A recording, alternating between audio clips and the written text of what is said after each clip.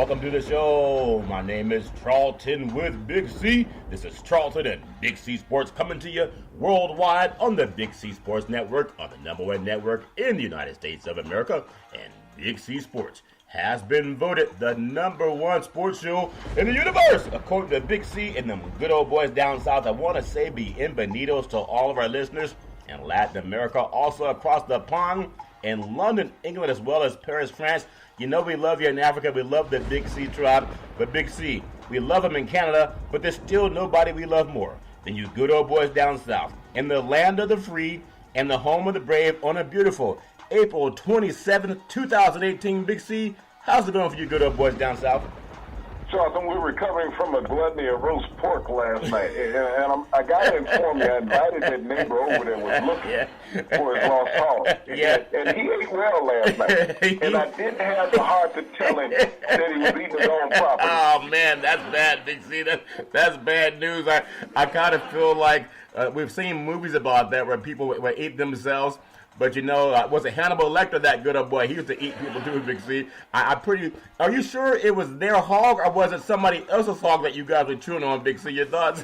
Well, it had his brand on it, you know, so we made sure we carved that piece of meat out and chucked it away with some other stuff, Charlton, so he would not see that, you know. That is a shame. I have no idea. I tell you, in California, we like to buy our stuff from the grocery store, so we don't have the guilt associated when we eat that swine, Big C. You know how good swine can taste. It wasn't guilt, it was gluttony.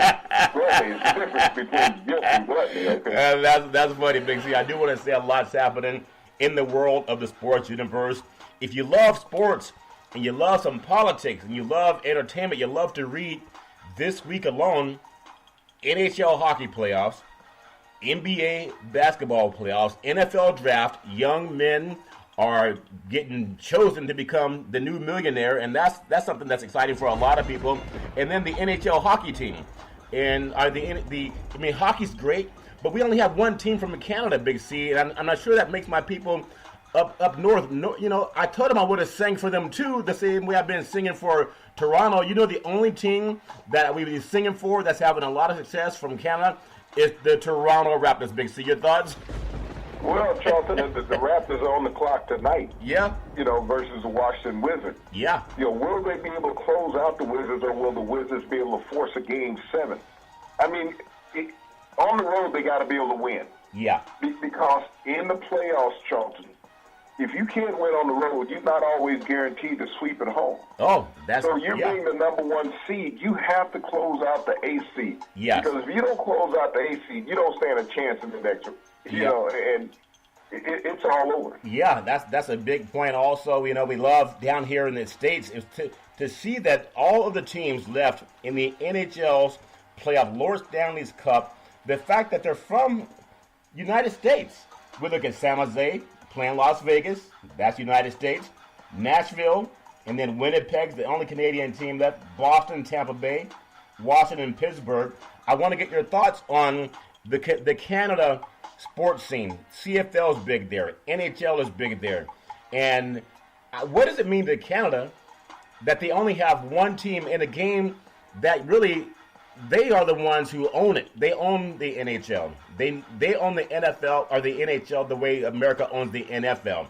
Could you imagine if the United States Football League, the NFL, started playing with different countries involved and we only had one team that's left from the United States in the playoffs? What does that do to Canadian sports people, Big C? Your thoughts?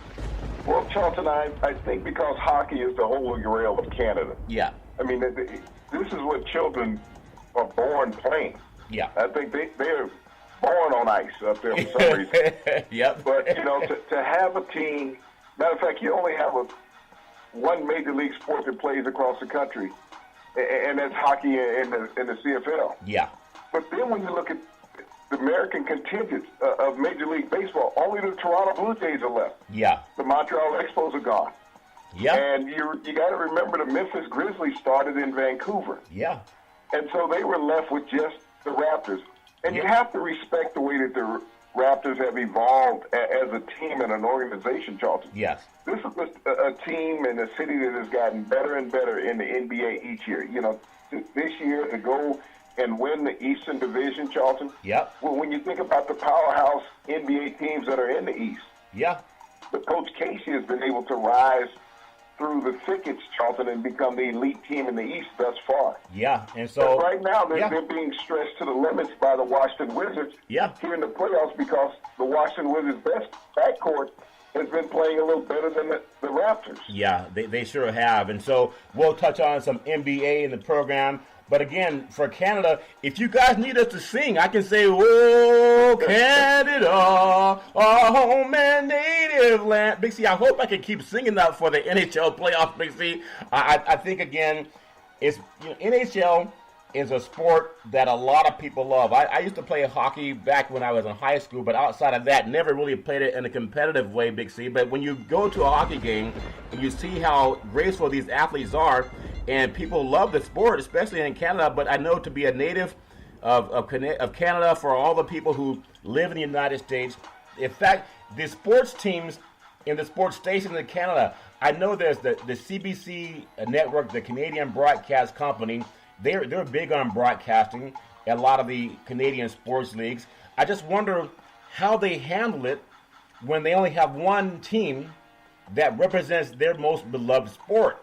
And it would be interesting to see, because people listen to sports and follow sports all over the world, and it's just odd to see that they don't have one of their native teams in there. Any ideas or thoughts on how they choose to handle that? You know, it's hard to see a lot of Canadian sports in the United States unless you have a cable package. Big C, your thoughts? Well, Charlton, it's interesting in how the NBA handles it. Yeah. You think about this one team, and you got to think about broadcast rights. I'm going to think that each country has their own different broadcast scenarios that they deal with. And so this created kind of a conflict. That's one of the reasons why you didn't see a lot of Raptor games on TV during the regular season. Yeah. Because of broadcast rights. You know, for countries, you got to work that out. It's not a simple equation and say, hey, we own this. Yes. You might own the team and it's part of the league, but that country owns all its broadcast rights. Yeah. So you have to work out a deal just with the broadcasters to be able to broadcast something. You know, it's not like the Olympics where everyone has an international agreement. Yes. And go in and operate, for each of their countries to broadcast back. Yes. So, but, you think about the Canadian content, Charlton. Yeah. Is that, to be a fan in Canada means that you are a fan. Yes. It's not like the U.S. teams, where, this is my team in this city, this is my team in this city. Yes. It's a country that wears one jersey. Yeah.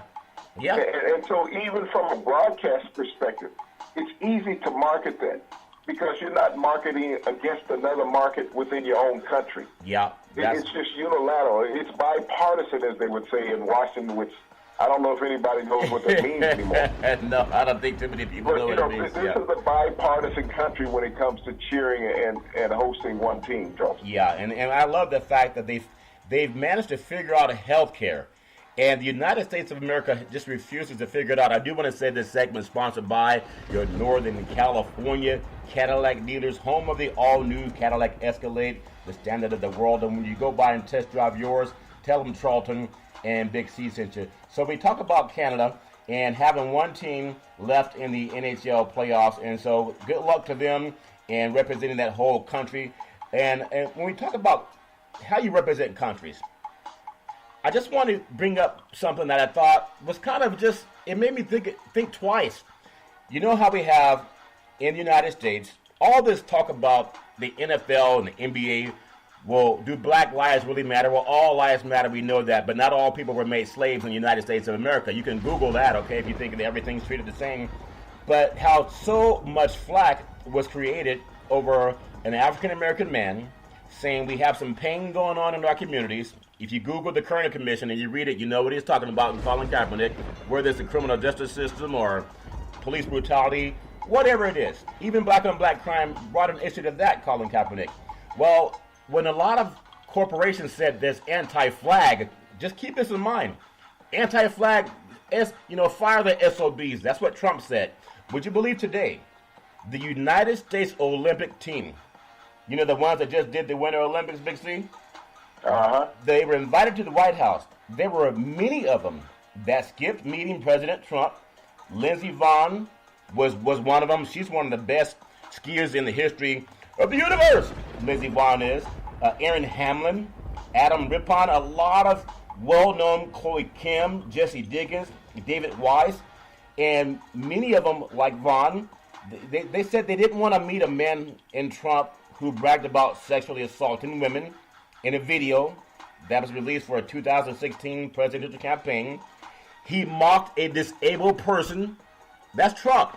He mocked a disabled person. That means a person with disabilities, for you people who don't know what that means. And still became president. He also has this thing going on with Stormy Daniels, called her a liar. Now all of a sudden she's not lying. Okay, he's back and forth flipping.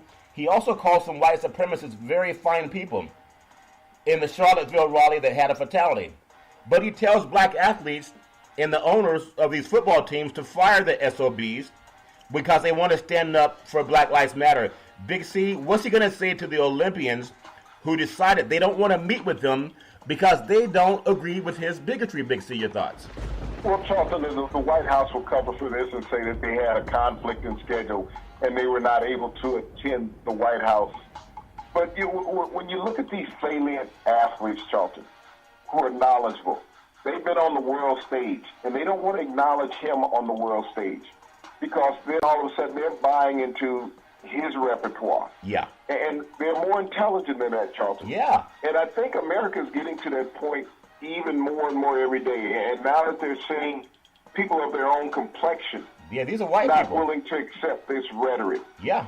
And his base is going to be his base. I mean, we have a segment of society, I don't care how we slice it, Charlton, that's going to believe in Jim Crow mentality from 50, 60 years ago in America, okay? The families have raised them that way.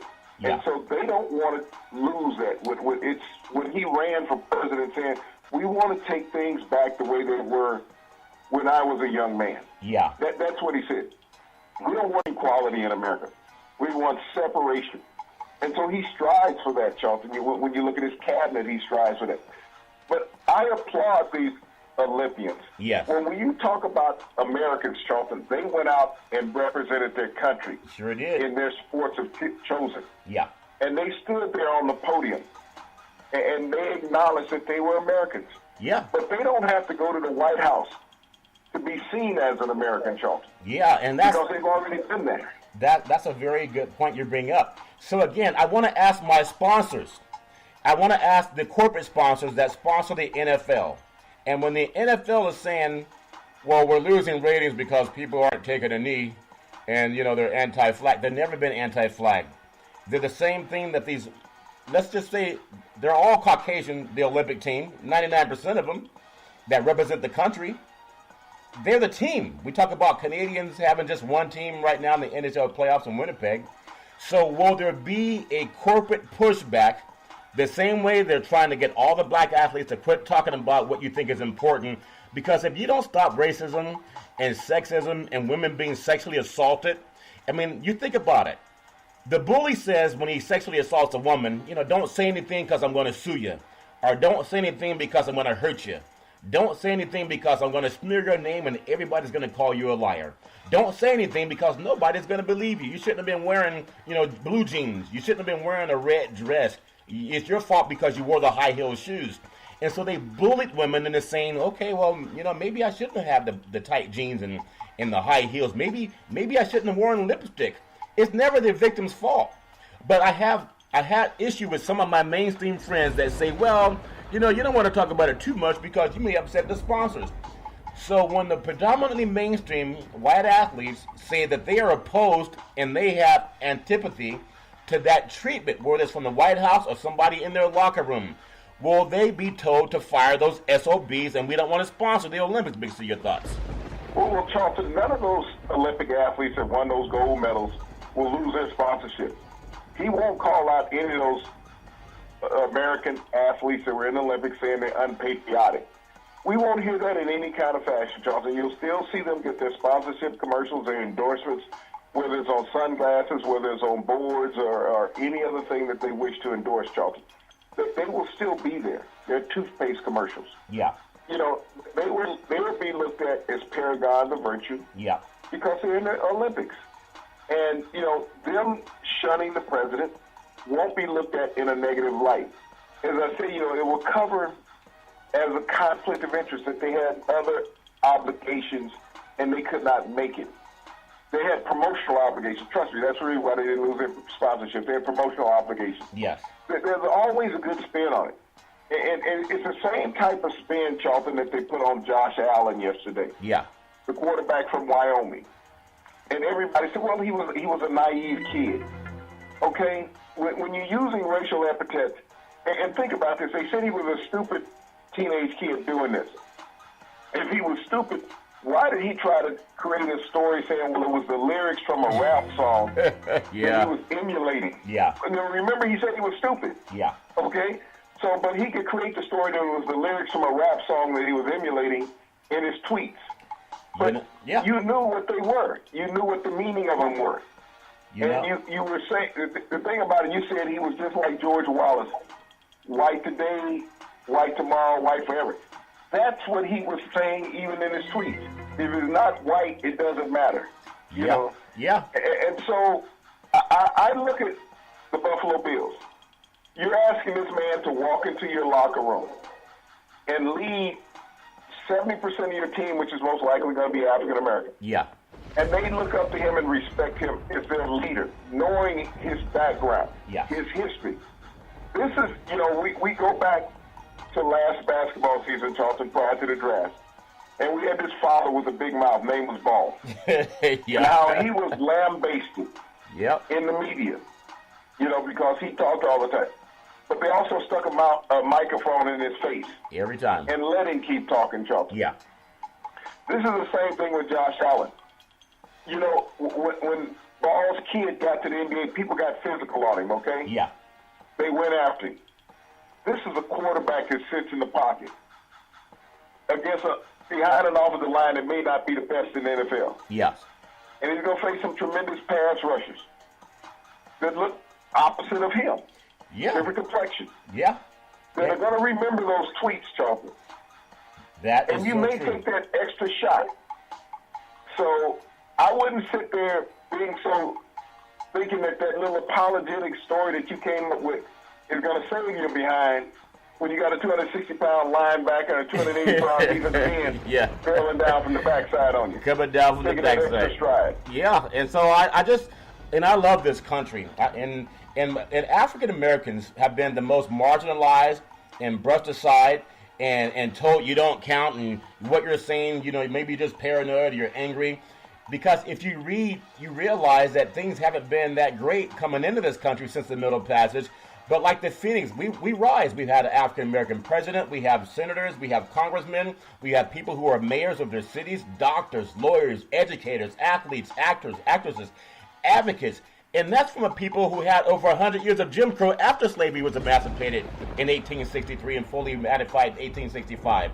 Imagine if the antithesis were true, where we were never held back. We were never had our ancestry enslaved, never had any of that garbage, separate and unequal. We all know that, Brown versus Board of Education, what if we never have to get through that garbage, and we still rise, and we still dominate? And I'm so proud of our white brethren, not the sycophants, the shaky, the ones that are afraid, and they stand behind and applaud a man who sexually assaults women, and they applaud people who sexually assault little girls or teenage girls. They put women under that pressure that in order to keep your job, you got to pull your pants down behind closed doors. Matt Lauer and them other good old boys from the guy down at Fox, O'Reilly and Weinstein. Harvey Weinstein. A lot of that. Think about it. Harvey Weinstein right now is in counseling. Bill Cosby was convicted on sexual assault. Harvey Weinstein is in counseling. Think about that. We're talking hundreds and hundreds of women on Weinstein that came out. Yep. Bill Cosby was convicted, and I'm not saying he's not innocent. But what I'm saying is that you think about the miscarriage of justice, is that here's this guy, and Weinstein even admitted that he had improprieties. Yep. And he is not being charged criminally. Bill O'Reilly settled several lawsuits, Charlton, paying off women. Yep. He has not been charged. Matt Lauer has not been charged. Nope. We even think about just everybody in this broadcast medium that has come out. Tom Brokaw today, Charlton, it came out. I heard that. Senior former NBC anchor. Yep. Of allegations of sexual misconduct. Katie Curry was one of the leading females on NBC as an anchor. She was one of those who accused him. Wow. And she didn't get any backing. She was the lead person on NBC Morning Show. Yeah. Before Matt Lawler. And here it is, they didn't believe her. But Tom Brokaw is not being charged. It's amazing. You know, from the president on down, when we look at this Me Too movement, and I respect all the women in the Me Too movement, Charlton, I respect them wholeheartedly. Yes. But the amazing part about it, only a minority man has been charged in all of this. And you can Google that. Everybody else gets counseling. It's almost, it's what the criminal justice system is, Charlton. Well, it's just like the drug society now. When there was marijuana, there was a drug crisis. Now this is, opiate is killing 166 Americans every day. We have a medical crisis. You know, that's very true. And I got to ask my mainstream Caucasian women, the ones who walked through the doors when black Americans marched for civil rights, whites were not being sprayed with a water hose, had dogs sicked on them, and told just keep praying, just keep working harder, pull yourself up by your bootstraps. I'm not saying that they did not help in some of the marches, but there were never any laws that passed that were have antipathy for white women, other than they couldn't vote either, Big C. But it wasn't them that marched that made that happen. It was a black American. That was a black diaspora movement, the same one that's told to sit down and shut up to this day by a lot of people, okay?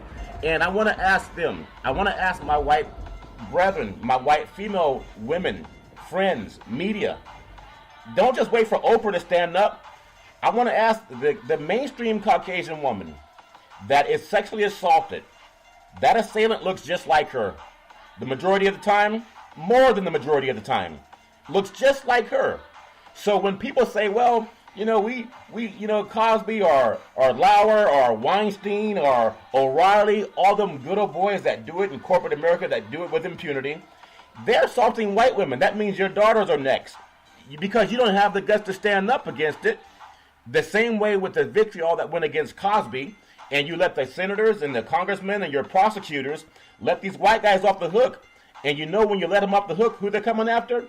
They're coming after the girls you gave birth to, your daughters. They're not bothering black women as much. I mean, sometimes you could say it stays within a certain climate, but when you realize something, for there not to be a loud clamor against these other men going through the same trial that Bill Cosby's going through, you're acquiescing for it to happen to your daughters and your sisters and your nieces, okay? Because you won't fight harder against it the same way they fought against Cosby. Big C, what do you say to the mainstream women that sit back and say, well, they got him, but knowing that somebody's going to be doing it to someone who came out of their womb? Big C, your thoughts? Well, Charlton, it's a sad state of society.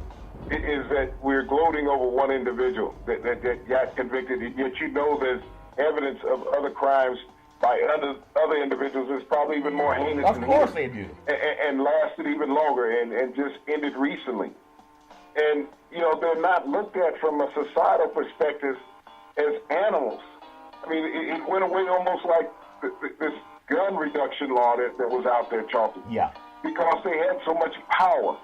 And they looked like the guys that would be prosecuting them for the most part. Yeah. And so it made it uneasy to a degree. Like I said, it's just like when crack cocaine was in the inner cities. Yep.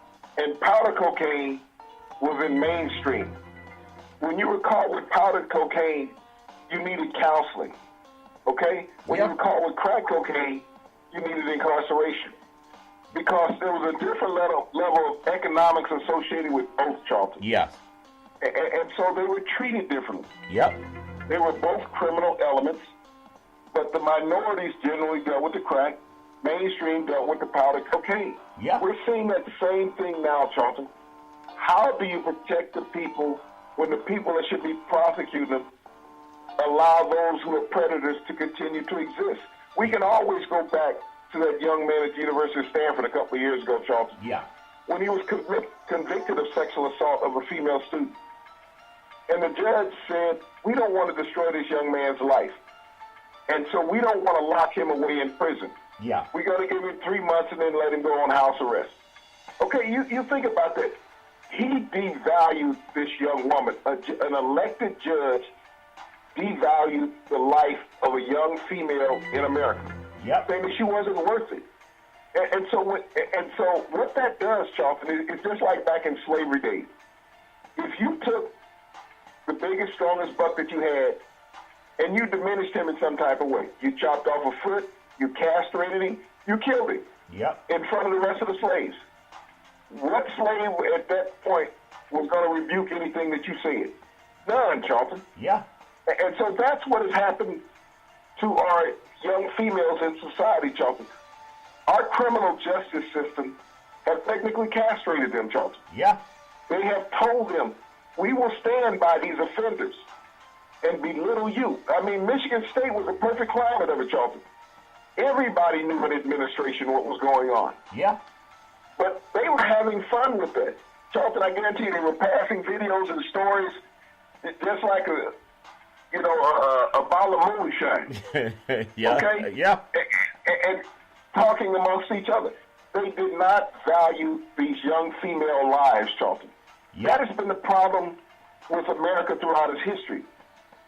Is that those in power have devalued those that are not in power. We still have it in our main administration in America today. Yeah. Well, I tell you, it does not value those that are not in power, Joe. And I think and that's a good point, Big C. I just again ask intelligent women, not women who don't read, not the ones who are just, happy about saying, hey, I'm a woman, Me Too movement, yeah. But just think about it again. For the mainstream that say they got Cosby and Gloria Allred, of all people, you would think she would know better. She said it was the happiest time of her life in prosecuting and defending for 42 years. Seeing Bill Cosby get convicted by primarily a white jury is the happiest time of her 42 years of practicing law and defending people. So let me ask that same Gloria Allred, that's such an advocate for women. What do you say to the women that Weinstein went after? What do you say to the women that Matt Lauer went after? What about the women that Bill O'Reilly went after? Where do you stand with the women that Donald Trump has had silenced? Where's your outrage as millions of white girls are being sexually assaulted as we speak? It happens every 20 seconds in this country. And one black man, Emmett Till or not, that's the happiest time in your 42 years of practicing law? What the world's going on, Big C? Your thoughts? Well, Charlton, it's a sad state as far as our legal system all the way across the board. When you're sitting there and you have a prosecutor saying the greatest moment of her life, why aren't you out protecting some family who's lost a child, saying that's the greatest moment in your life, that you brought justice to someone who has lost a child, to the heinous crime of someone else, Charlton? You think about the mentality of a woman like that. Gloria Allred, I'm not saying she's not a great person. I'm not saying she's not a great attorney. And she most likely is. I don't know her personally. But I listen to her words, which are vitriol. When you spew venom like that the greatest joy you had in life in 42 years as an attorney is that one incident. And Charlton, we have too many people that are vindictive in America in many ways. Even the prosecutor was vindictive in this scenario. Like I said, I'm not advocating anything that Bill Cosby may have done that was illegal. But, when the prosecutor is running to get elected, well, if you elect me, I'll charge this guy. Yep. What about the guys you don't charge? Yep. You look at the people that are in Pennsylvania of power, that are in the mainstream that you have not charged, that have gotten away. Well, we're going to pull a buddy system. And this happens all the time.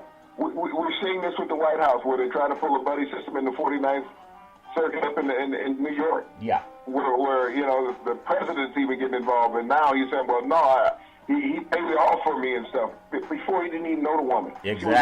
Exactly. And so that's perjury, even though he wasn't under oath. But how can you get away with these things? You got people admitting to crimes that you won't prosecute. Bill O'Reilly admitted to crimes. Yep. You wouldn't prosecute him. He said you're hurting his family. You know, Roger Ailes, prior to that, his death, admitted to crimes. Matt Lawler, you fired him on the spot because you knew he had committed the crimes because people had come to forth to you. They were hiding him. And many others, Charlton, that have been hidden. But Gloria Allred is not going after those people. She went after a guy that she felt had the most notoriety to help her career move along. Yeah. That's where that was. So if I go after him and I get him, look what that does for my career. For who? The other guys, they'll go by the wayside. They'll go by the wayside. Harvey Weinstein would have did the same thing. She hasn't gone after him. Nope.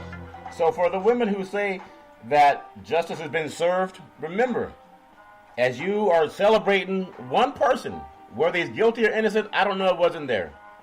But the fact that you're celebrating over one person when it's happening to millions of little girls and teenage women who are trying to enter Hollywood. And we've heard about the casting couch, and we've heard about stories where athletes, grown people do what grown people do. If you consent to it, I don't have a problem with it. But when you have power over someone and you're forcing them to take their pants and pull them off in order to keep a job or to get a job, that's crime. That's criminal behavior. And for one man to be prosecuted over it when there's a lot more that don't look like him, they look more like the jury and the judge that are just doing it and saying, hey, I'm sorry, I need counseling. Big C, I do want to say that sports is a billion-dollar industry, and boys and girls sports is the foundation to this billion-dollar industry. And for every athletic and sporting event, you need athletic and event insurance. We work with Ben and Mark. Been around half a century. They work with Big C Sports as well as pro athletes, collegiate players, your high school teams, even your mom and pop soccer leagues.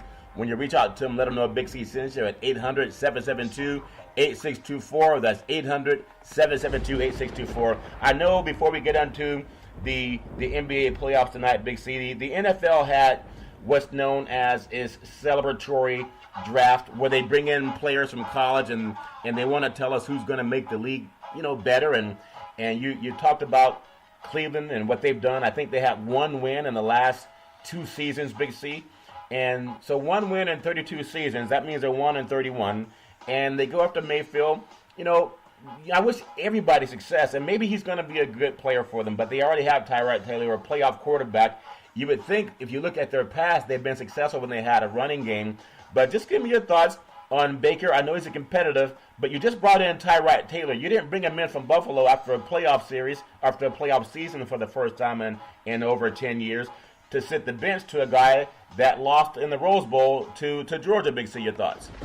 Well, Charlton, when I look at this situation in Cleveland, and I think they got it wrong. That's my own personal opinion. You draft this kid. They passed on Donald, which I can understand that, because they had Donald's success, the player that played in front of him at USC on the roster last year, Kevin Hogan. Yeah. Not Hogan, but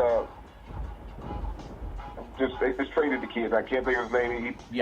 He played at USC in front of Donald. Yeah. They got no success from him. They drafted quarterbacks from USC before. 40 years ago, Charleston, they drafted Paul McDonald out of USC. Yeah. In the first round. They got no success from him. They looked at the history of USC quarterbacks and said, what have they done in the NFL? Yes. Really not much other than Mark Sanchez getting to a title game. And he was maligned after that. Yeah. So when you look at it, I can understand them passing on Donald. Yeah. But Mayfield, I couldn't get the pick because what is he going to bring? You already had Johnny Manziel in. Yes. You had a guy with a troubled background already. Same kind of players. Same type of player. Might be a little physically stronger, but the same type of person. Yes. So what did you upgrade? You already had a quarterback that was a playoff quarterback. Your running game is what you needed. Your offensive line is what you needed. Your defensive line is what you needed. Yeah. So you get this quarterback that still has to learn the NFL game. It's always nice to see these young guys play at the college level, Charlton. But just go back and look over the past couple of years. This kid, Mitch Trubisky, yes, last year in Chicago, can't miss project. Your buddy Mel Kiper told us. Yep. And he was a winner, even though he had only started 14 games in college. Yes. Mayfield had a better resume in college, but I'm not sold on him being this cold weather quarterback in Cleveland on Lake Erie, when the wind is blowing and the snow is flying, you got the smallest hands. You're going to have some trouble in Cleveland over the next few years. Well, I think 1-31 in the last couple of years, and I think the writing's kind of on the wall, for their coach. And, they're going to find who they want to find until they get it right, and every team has a chance to do that. I do like Barkley going in the second. He's the second pick. I thought he would be the number one pick because he's the best player in the draft. I don't care what you look at. When you look at a guy at Penn State that was a dominating running back and could catch the ball out of the backfield, but more than anything else, people can talk about his 40 speed and how much he can bench press and all that stuff matters. But the vision that you have on the football field matters more. He has the same kind of vision that Marcus Allen had. Marcus Allen was not the fastest running back in the NFL, wasn't the fastest running back in college. But I'll never forget one of the most memorable runs in the history of the Super Bowl, Big C, is when Marcus Allen playing against the Washington Redskins. When he took the ball, he was running left, he reversed his field and came back up the middle and then sprinted left for a touchdown. I think it was about 75 yards, and they blew out the Washington Redskins. That's called vision. Another running back that had vision is the great Eric Dickerson. They had vision. Guys like Terry Metcalf, they had vision. That means you could, Walter Payton had vision. And that good old boy from Detroit had it. Barry Sanders had vision.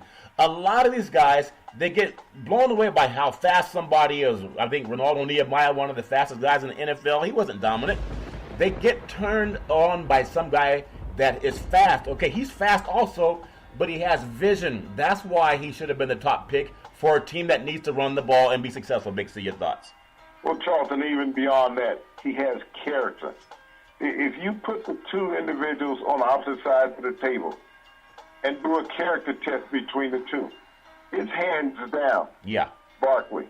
Because you didn't see these incidents trying to run from the police, drunken in public, flipping off opponents on the sideline. Charlton, that's character. That's just like the kid Allen in Buffalo. Yeah. Lack of character. You can always say, well, it was an incident in the past. I mean, every time somebody's prosecuted, you're prosecuted for an incident in the past. Look at Cosby. Not what you're doing today. Yep. It's what you've done in the past. But your past is the character that you possess. Yes. And so when you look at Mayfield and say, well, I'm turning over a new chapter. He turned over a new chapter when he was dismissed from Texas Tech. Yeah. And went to Oklahoma. But he got to Oklahoma and he was doing the same antics during the offseason that he was doing at Texas Tech. Yeah. So he had not changed. No. Now you have the ability to do these antics with a pocket full of money. Yep. I'll tell you. That's the only difference. We have not seen a character change from him. We have not seen him play against NFL caliber talent. Matter of fact, the last time we saw him play, and he played against a lot of guys who were being drafted by the NFL in the second half, he got worn down. Yeah. And so that's what you have to also look at in the NFL. Wow. He will wear down in that NFL game with those big guys hitting on him, and they will. When you have these diminutive quarterbacks, they go after him. Tyrod Taylor suffered a lot of injuries over his career because he's been diminutive. Yeah. Mayfield is the same thing. But there's no clear-fired pick when you're looking at an NFL quarterback to say there's greatness there. Yeah. We saw glimpses of it with Deshaun Watson last year prior to his ACL injury. Yeah. In practice, not in the game, in practice. We saw traces of it with Teddy Bridgewater a couple of years ago. Suffered the same type of debilitating ACL injury in practice. Yeah. But, what you do on the field is what laminates your career. And so now, you're being the number one draft pick overall in the NFL. You have a bullseye on you. Yeah. And a bullseye on character, not just as a player, but a bullseye on your character, Charles. Well, think about that too, and you look at how Josh Rosen out of UCLA, and he was tutelage. His tutelage came under Coach Mora, who had NFL experience, and he's kind of like Dan Marino. His mentality, teams passed on him, but I think he'll play at least a decade. He's not going to run out of the pocket and get hurt, but he can scramble. He's not a sitting target in the pocket. He has mobility. He was a basketball player in high school. He also played at St. John Bosco in Bellflower, California, one of the top high school programs in the country, and led them to a state championship. Going to UCLA, had a lot of success throwing the football. UCLA they recruited players that were not as physical maybe as you need at USC, or someone like they would get out there at Alabama or Oklahoma. So they never won the table, having a one-loss season. Even when they played A&M, they had to outscore A&M, but they were not as physical as A&M.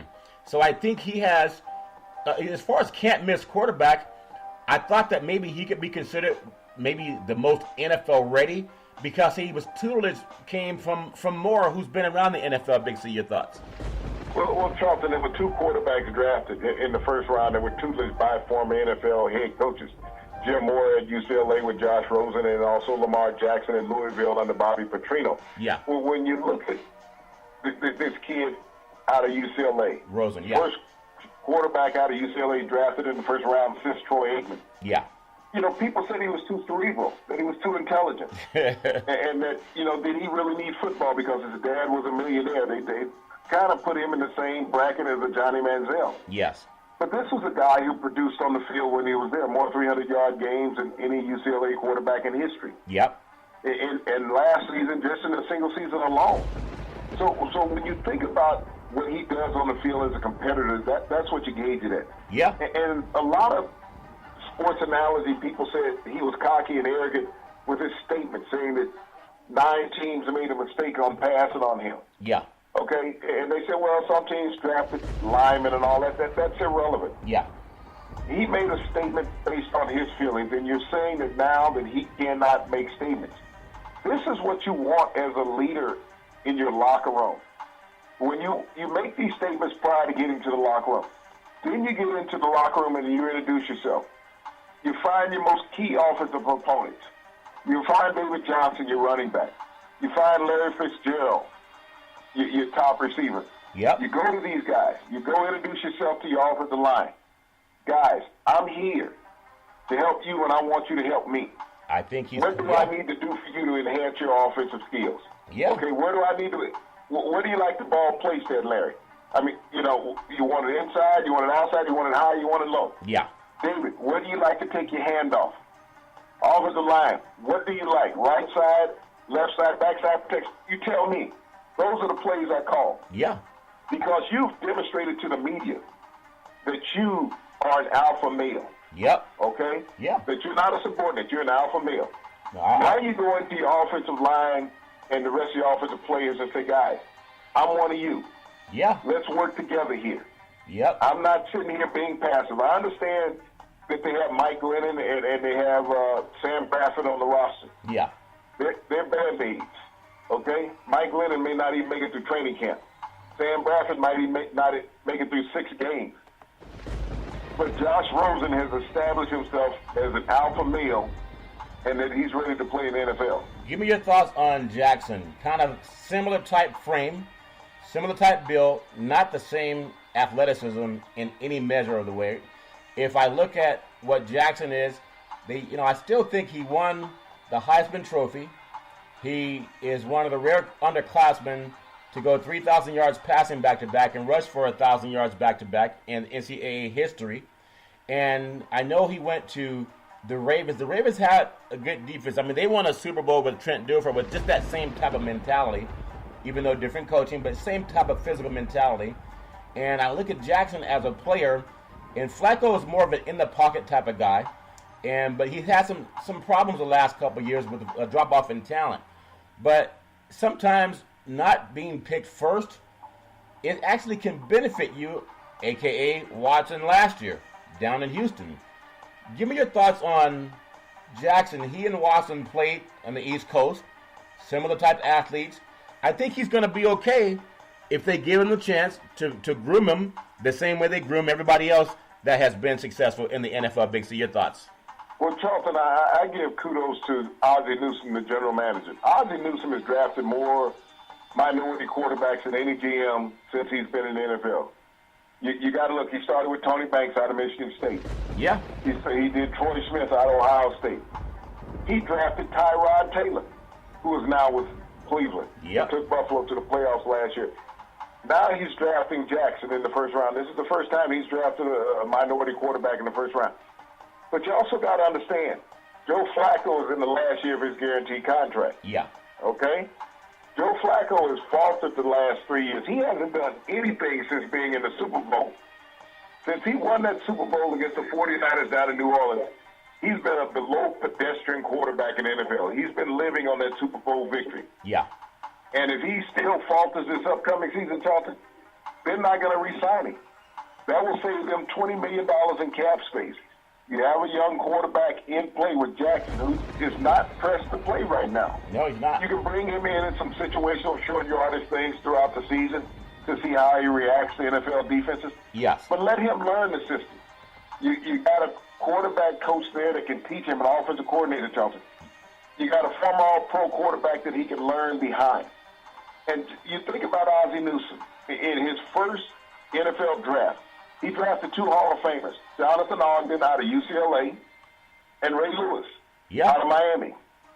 Now in his final draft, because he said he's retiring after this season, he drafts a tight end out of South Carolina who had been a professional baseball player, who was NFL ready to start.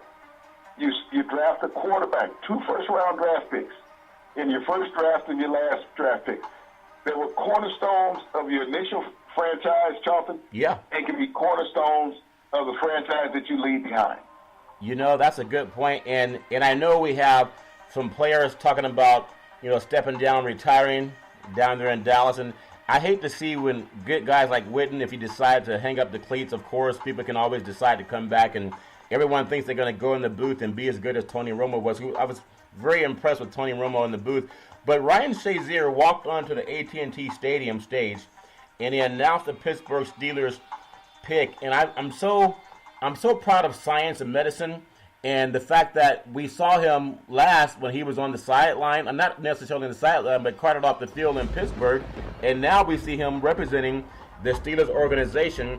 And it just shows that I know football is a tough business. It's not for everybody. But when the man was, as some people thought, was maybe paralyzed, to see the advance of science and how the medical industry has been able to take guys who've been just broken and put them back together again. That's the same way you guys take those mason jars that fall Big C. You guys glue them back together again, and the shine gets delivered on time. Just give me your thoughts as an athlete. We all took a pause. We all are happy when somebody gets drafted. We all love to see the good hit. But when a soldier goes down, I'm not making comparison to the military, but when someone gets wounded and is able to walk again, what does that mean as far as hope-wise for the next athlete that may face the same type of issue, Big C? Your thoughts? Charlton, it was a very emotional moment for me last night when I saw Ryan Shazier. And I'm going to be honest, I shed a tear. Yeah. Because you saw a brother walking across the stage. And I don't mean that from an ethnic perspective. Yes. I mean that from somebody that you could feel what he has felt in life. And to be scared, beyond scared, Charlton, when he went down on the field. I felt empathy the night I saw him go down. Yep. And I felt chills last night and tears when he walked across the stage. I mean, it's one of the greatest moments in sports history. And you can talk about championships. Yeah. You can talk about victories, Charlton. That's one of the greatest victories I've ever had a chance to witness in the world of sports. Yeah. And people think that the game matters. No, life matters. And what Ryan Shazier has been through and what he has accomplished in coming back, Charlton, getting to the point of where he is now in life, is totally miraculous. Yeah, and I applaud every doctor yes, and every scientist who has helped him get to this point, Charlton, because it's miraculous. It's something that, is hard to describe. I mean, we can talk about it, but the words can't resonate enough about what he did and the number of people that he would inspire. Yep. And hopefully the people who don't have the financial means of an NFL player and an NFL organization to have that type of medical backing, that our government will find a way that since our president has abolished Obamacare, yeah, but hopefully, you talked about everybody in Canada, gets medical coverage from the government. They sure do.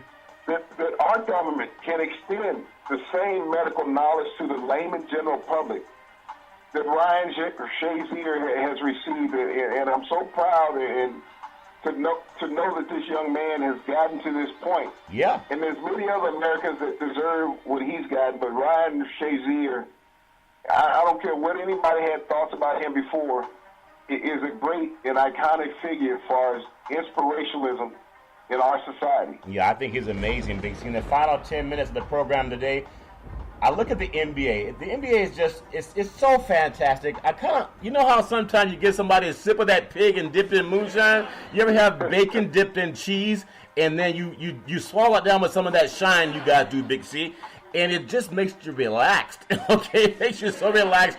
You want to have some more of it. And when I watch NBA basketball, yeah, we know it was goaltending with LeBron James against Indiana. We know that he's a most dominant lion, okay? I like to call guys who are aggressive lions, alpha male, yeah, but lion's a different level. Lion's the king of the jungle. He's an absolute lion on the basketball court. I love the fact that he plays with such bravado, and I hope that young kids are inspired by that. Yeah, he's a billionaire athlete, but he doesn't play like he's a billionaire. He plays like he's hungry. And when a lion's hungry, it got to eat, Big C. Your thoughts on LeBron James? Will they get to eat and finish the meal tonight in their game against Indiana, Big C? Your thoughts? Well, you talk about how LeBron plays. He doesn't sit there worrying about what the referee's thinking. He just makes the action. Yep. And even on the play that they missed the goaltending call on Charlton, he wasn't worried about what the call was that the officials were going to make. He went up to make a play on the ball. Yeah. Just as he did when he took the last shot of the game. But, this is a guy that doesn't know how to sit back and relax, to let things go past. He's not looking for a teammate to take the initiative. He is, and he's a motivator. Yes. And, it's hard to find someone, we talk about Westbrook, how his motor never stops. But no one says that about James, and his motor has never stopped in 15 years in the NBA. He's always been the constant performer on the floor, Charlton. Yeah.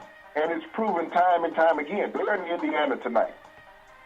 I honestly think that they'll close out the Pacers because the Pacers had their chance in Cleveland. They may have gotten hosed a bit, but they had their chance. Yeah. Yeah. And, Cleveland understands, especially LeBron. We have him on the ropes now. Yeah. Let's get him out of here. It's kind of like that ex-girlfriend. She come back in town. And I'm reminded about a song back in the day when the ex-girlfriend. Okay. But them brothers have said, she used to be my girl, and deep down inside, they still love her, all that stuff, Big C. I can't hit the high notes the way them good old boys did. I told you gotta wear tight underwear. I'm trying to, Big C, I'm trying to. But they had the chance to say, it's my girl, meaning the basketball was theirs. And Indiana let it slip away on the road. Maybe they get it back tonight, but it's just hard to get back what's already left when that cat's out of the barn. We talk about trying to get it back. OKC and their game at Utah. Indiana's a 1-point favorite over Cleveland tonight. I think that's a Las Vegas special. But Utah's a 6-point favorite at home against OKC. You're at home. Everything's going in your favor. You have an older team that came in with one of their stars kind of wounded in Carmelo Anthony, Big C, ego-wise and production.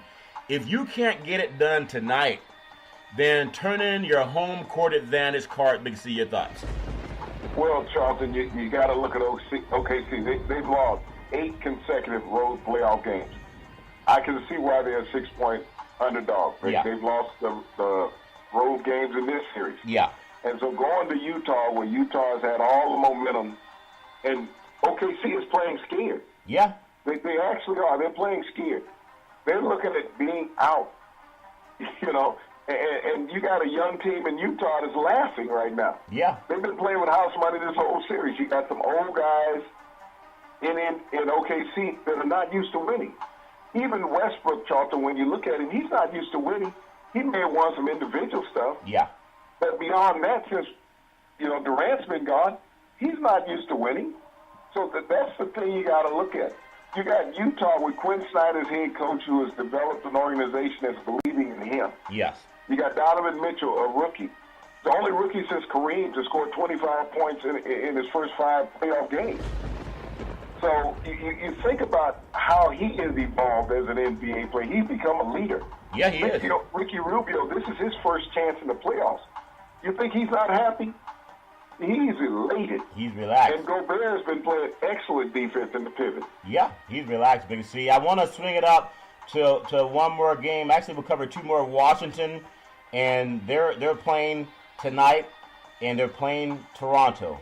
We know Toronto's the number 1 seed, but the number 8 seed is a 2-point favorite, and the over-under is 214. I don't know how they put it so high on the teams that really got to clamp down defensively to win a game tonight, but they got the over-under 214, and Washington's actually favored by 2 points at home. Will we be singing the "Oh Canada" at the end of this game, Big C? Your thoughts?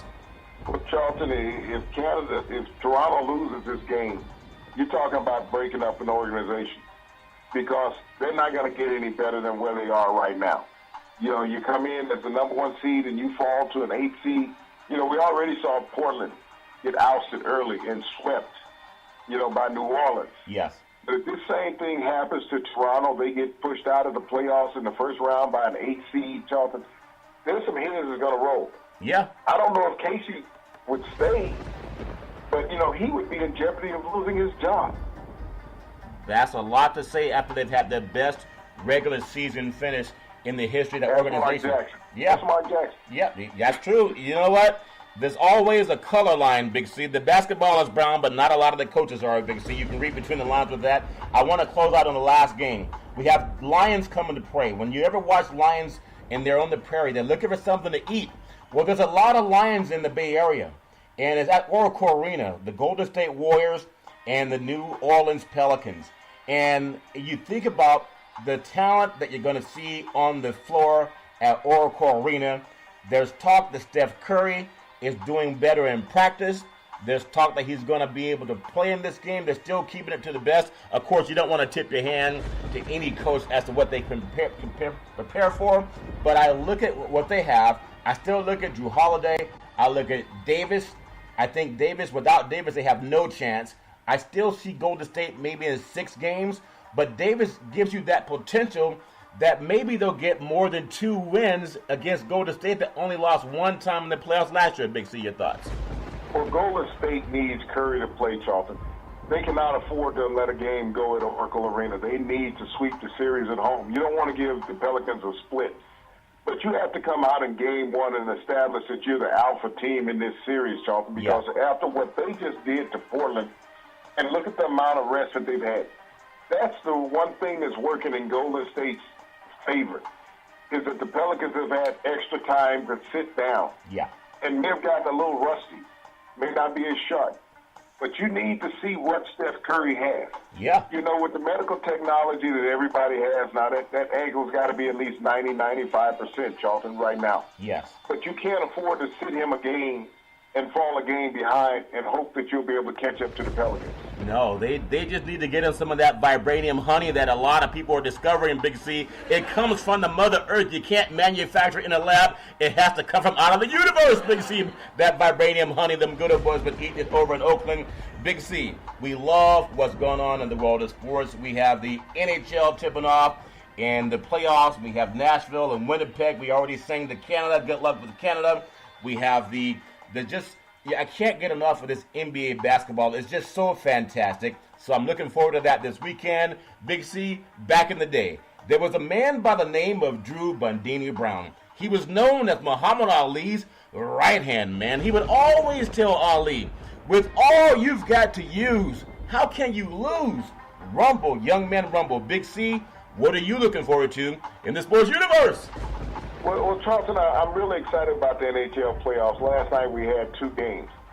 We had Washington, came right out in 17 seconds and scored against the Pittsburgh Penguins. All of a sudden, they lose this game, Charlton. They were up by 2 goals and they ended up losing. But what really was amazing was the Las Vegas Golden Knights, Charlton. Oh, yeah. They shut out San Jose 7-0 last night to take a 1-0 lead in their series. Are they on their way to sweeping San Jose, getting to the semifinals, Charlton, for the Stanley Cup? I tell you what, Big C, if they get that Stanley Cup and them good old boys get it down in Vegas, can you believe how many more moonshine orders you guys going to have coming to you down south, Big C?